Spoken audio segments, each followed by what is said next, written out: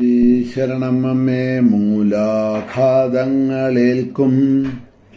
ഞൊടിയിടയിലഹോ ദുഷ്ടതയ്ക്കൊക്കെ ലക്ഷ്മി നാലാകും നിൻ കരത്താൽ അഭയമരുളിടും ശിഷ്ടതയ്ക്കംബികേ നീ ചേലാലേ നിൻ തലോടൽ വികലനുമുടനെ ദർശനീയത്വമേകും മാലാകെ പോക്കി വേഗം വിദുരമുഖി ഭുവനേ നീ വിളങ്ങുന്നു നിത്യം. ദേവീ ശരണം അമ്മേ. സുപ്രഭാതം, ശുഭദിനം. എല്ലാ ധന്യാത്മാക്കൾക്കും പുലർകാല വന്ദനം. ശ്രീമദ് ദേവി ഭാഗവത നിത്യപാരായണ പരമ്പരയുടെ ഇന്നത്തെ യജ്ഞവേദിയിലേക്ക് സുസ്വാഗതം. സപ്തമസ്കന്ധത്തിലെ 35-ാമത്തെ അധ്യായമാണ് അവലോകനം ചെയ്തുകൊണ്ടിരിക്കുന്നത്. യോഗസിദ്ധികളെക്കുറിച്ച് ആണ് അവലോകനം ചെയ്തു വന്നത്. അപ്പോൾ യോഗം എന്നുള്ളത് വാസ്തവത്തിൽ എന്താണ് ഉദ്ദേശിക്കുന്നത് എന്ന് ചോദിച്ചാൽ, ശാസ്ത്രപരമായിട്ട് ജീവാത്മ പരമാത്മാ ഐക്യത്തിനെയാണ് യോഗം എന്ന് പറയുന്നത്. ഇനി അടുത്ത ശ്ലോകത്തിൽ പറയുന്നത് ഈ യോഗത്തിനെ മുടക്കുന്ന 6 വിഘ്നങ്ങൾ ഉണ്ട് എന്നാണ്. കാമ, ക്രോധങ്ങള്, ലോഭ, മോഹങ്ങള്, മത, മാത്സര്യങ്ങള് എന്നിവയാണ് ഈ 6. കാമക്രോധ, ലോഭ, മോഹ, മത, മാത്സര്യങ്ങൾ. ഈ 6 എന്തിന് വിഘ്നങ്ങളാണെന്ന് പറയണു? ഈ യോഗത്തിന്. അപ്പം ഈ യോഗം എന്ന് പറയുമ്പോൾ, യോഗം എന്ന് പറഞ്ഞ ആ വേർഡ്, ആ വാക്ക് കേൾക്കുമ്പോൾ നമ്മുടെ ബുദ്ധിയിൽ എന്ത് വരണം? ജീവാത്മാ പരമാത്മാ ലയം, ഐക്യം എന്ന് വരണം യോഗം എന്ന് പറയുമ്പോൾ. അല്ലാതെ കണ്ട് യോഗ എന്ന് പറയുന്ന സമയത്ത് കൈ പൊക്കുന്നതോ കാല് പൊക്കുന്നതോ പത്മാസനോ ശീർഷാസനോ മയൂരാസനോ ഒന്നും നമ്മുടെ ഉള്ളിൽ വരരുത്. അത് അതിൻ്റെയൊക്കെ വേറൊരു ഭാഗങ്ങളാണ്. അപ്പം ഈ യോഗ എന്ന് പറയുമ്പോൾ ഉള്ളിൽ വരേണ്ടത് ജീവാത്മാ പരമാത്മാ ഐക്യമാണ്. അതിന് വിഘ്നങ്ങൾ ഉണ്ടാക്കുന്ന 6 എന്ത്? കാമക്രോധ ലോഭ മോഹ മത മാത്സര്യങ്ങൾ എന്നിവ. യോഗാംഗങ്ങൾ കൊണ്ട് തന്നെ ഇവയെ ഒടുക്കി യോഗികൾ യോഗം പ്രാപിക്കുന്നു. എങ്ങനെയാണ് ഒടുക്കുന്നത്? ഈ കാമക്രോധ ലോഭ മോഹ മത മാത്സര്യങ്ങളെ എങ്ങനെയാണ് അവര് ഒടുക്കുന്നത് എന്ന് ചോദിച്ചാൽ, ഇന്ദ്രിയ സംയമനം കൊണ്ട്. ആ ഇന്ദ്രിയ സംയമനം എങ്ങനെയാ ചെയ്യുന്നത്? യമം, നിയമം, ആസനം, പ്രാണായാമം, പ്രത്യാഹാരം, ധാരണ, ധ്യാനം, അവസാനം സമാധി. ഈ 8 യോഗാനുഷ്ഠാനങ്ങൾ എന്ന് പറയുന്നത്. അപ്പം ഈ യോഗാനുഷ്ഠാനങ്ങളായിട്ടുള്ള യമം, നിയമം, ആസനം, പ്രാണായാമം, പ്രത്യാഹാരം, ധാരണ, ധ്യാനം, സമാധി എന്ന ഈ അഷ്ടാംഗ യോഗങ്ങൾ, ഈ യോഗങ്ങൾ എന്തിനു വേണ്ടിയിട്ടാണ് എന്ന് ചോദിച്ചാൽ, ഇന്ദ്രിയ സംയമനത്തിന് വേണ്ടിയാണ്. ഈ ഇന്ദ്രിയ സംയമനം എന്തിനു ചെയ്യണം? അതാ മുമ്പ് പറഞ്ഞത്. കാമ, ക്രോധ, ലോഭ, മോഹ, മത, മാത്സര്യാദികളെ നമ്മുടെ ഉള്ളിൽ ഉണ്ടാവാതെ കണ്ടിരിക്കണം. എന്തിനു വേണ്ടി ഉണ്ടാവാതെ ഇരിക്കണം?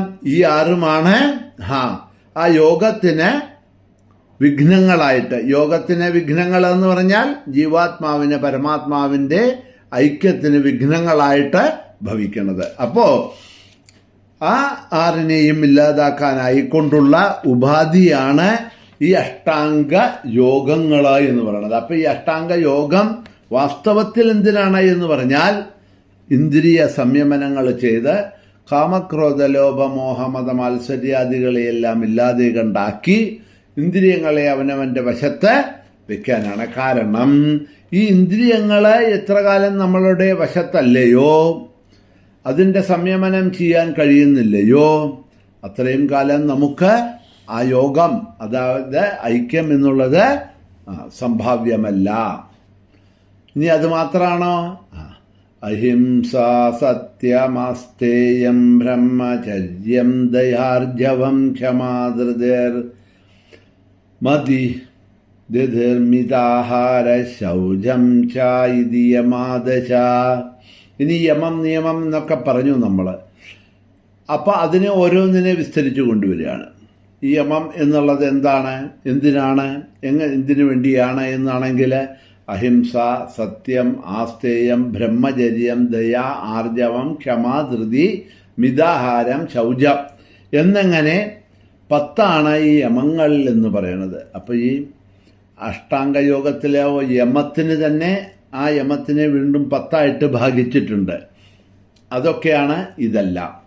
പിന്നെ തപസ്, സന്തോഷം, ആസ്തിക്യം, ദാനം, ദേവപൂജനം, സിദ്ധാന്ത ശ്രവണം, ഹ്രീ, മതി, ജപം, ഹോമം, ഈ 10 നിയമങ്ങൾ എന്ന് പറയണത്. അപ്പോൾ യമത്തിൻ്റെ 10 ഭാഗങ്ങളെ പറഞ്ഞു. നിയമത്തിൻ്റെ 10 ഭാഗങ്ങൾ എന്തൊക്കെയാ? തപസ്, സന്തോഷം, ആസ്തിക്യം, ദാനം, ദേവപൂജനം, സിദ്ധാന്ത ശ്രവണങ്ങൾ, ഹ്രീ, മതി, ജപം, ഹോമം എന്നീ 10 കാര്യങ്ങളാണ് നിയമങ്ങൾ. അത് കഴിഞ്ഞാലോ പിന്നെ പദ്മാസനം, സ്വസ്തികം, ഭദ്രാസനം, വജ്രാസനം, വീരാസനം എന്നിവയാണ് ക്രമപ്രകാരമുള്ള 5 ആസനങ്ങൾ. അപ്പോൾ യമം, നിയമം, ആസനം എന്ന് പറഞ്ഞില്ലേ? അപ്പം ഈ യമം, നിയമം, ആസനം എന്ന് പറഞ്ഞ് ഈ അഷ്ടാംഗയോഗത്തിലെ ഈ 8 കാര്യങ്ങൾ അതിനെ വിശദീകരിക്കുകയാണ്. വളരെ ദീർഘമായിട്ട് പോകുന്നില്ല. കാരണം ഇതിനൊക്കെ വിശദീകരിച്ചുകൊണ്ട് ഇനിയിപ്പോൾ ദീർഘമായിട്ട് പോവുക എന്നൊക്കെ പറയുമ്പോൾ നമുക്ക് സംഗതി അടുത്തൊന്നും തീരില്ല ഒരധ്യായം. അപ്പം അതുകൊണ്ട് ഇതൊക്കെ പലപ്പോഴും പലതിനെയൊക്കെ പറഞ്ഞിട്ടുണ്ട്. അപ്പം നിങ്ങളും നിരന്തരമായിട്ട് പ്രഭാഷണം കേട്ടുകൊണ്ടിരിക്കുന്നത് കാരണം കൊണ്ട് അതൊക്കെ ഓർമ്മയിലുണ്ടാവണം. മനസ്സിലായില്ലേ?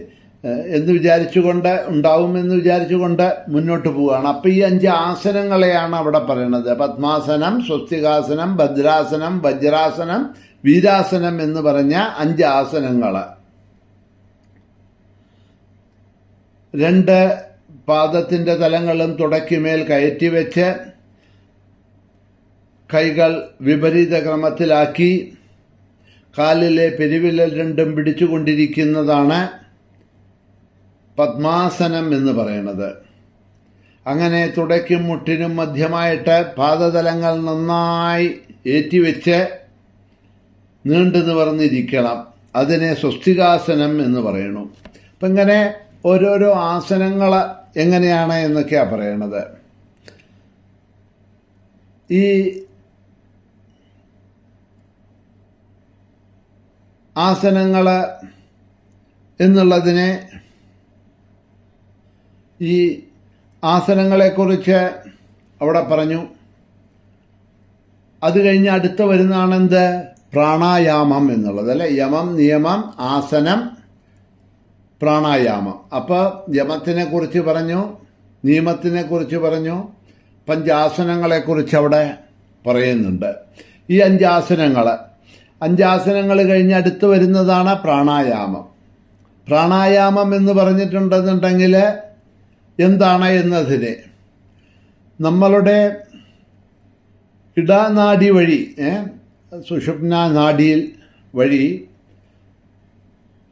ഇടത് നാസാദ്വാരത്തിലൂടെ പുറത്തുള്ള വായുവിനെ 16 മാത്ര സമയം കൊണ്ട് വലിച്ച് ഉള്ളിലേക്ക് കയറ്റി 64 മാത്ര സമയം അത് ഉള്ളിൽ പിടിച്ചു നിർത്തി സുഷുമ്ന നാഡിയുടെ മധ്യത്തിൽ സ്ഥിതി ചെയ്യുന്ന വായുവിനെ പതുക്കെ 32 മാത്ര കൊണ്ട് പിംഗള നാഡി വഴി, അതായത് വലത്തെ നാസാദ്വാരത്തിലൂടെ പുറത്തേക്ക് കളയണം. ഇതിനെയാണ് പ്രാണായാമം എന്ന് പറയുന്നത്. ഇടത്തെ നാസികാദ്വാരത്തിൽ കൂടി വായുവിനെ ഉള്ളിലേക്ക് പതുക്കെ 16 മാത്ര സമയം ഉള്ളിലേക്ക്